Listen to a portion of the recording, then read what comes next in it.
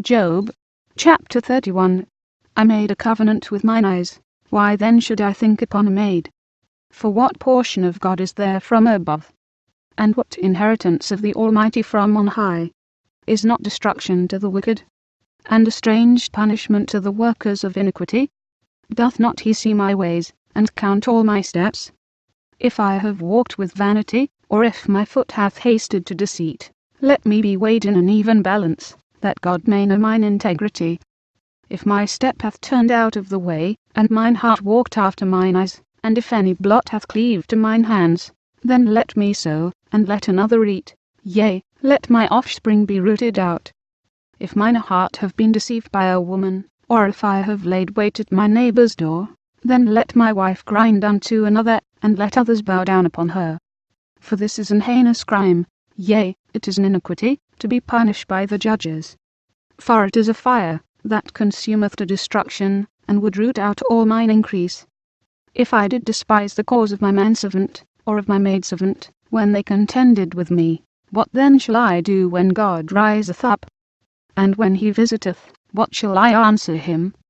Did not he that made me in the womb make him? And did not one fashion us in the womb? If I have withheld the poor from their desire, or have caused the eyes of the widow to fail, or have eaten my morsel myself alone, and the fatherless hath not eaten thereof, for from my youth he was brought up with me, as with a father, and I have guided her from my mother's womb.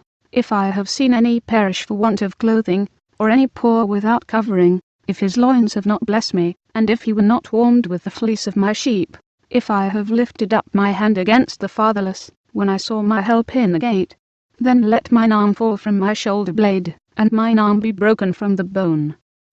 For destruction from God was a terror to me, and by reason of his highness I could not endure.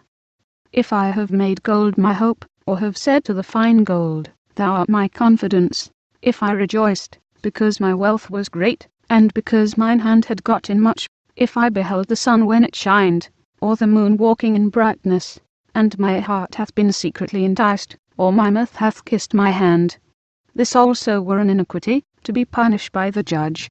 For I should have denied the God that is above.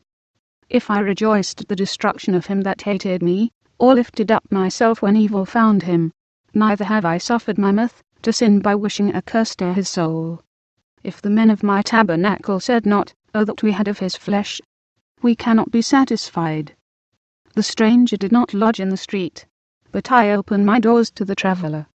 If I covered my transgressions as Adam, by hiding mine iniquity in my bosom, did I fear a great multitude, or did the contempt of families terrify me, that I kept silence, and went not out of the door? Oh, that one would hear me! Behold, my desire is, that the Almighty would answer me, and that mine adversary had written a book. Surely I would take it upon my shoulder, and bind it as a crown to me. I would declare unto him the number of my steps, as a prince would I go near unto him. If my land cry against me, or that the furrows likewise thereof complain, if I have eaten the fruits thereof without money, or have caused the owners thereof to lose their life, let thistles grow instead of wheat, and cockle instead of barley. The words of Job are ended.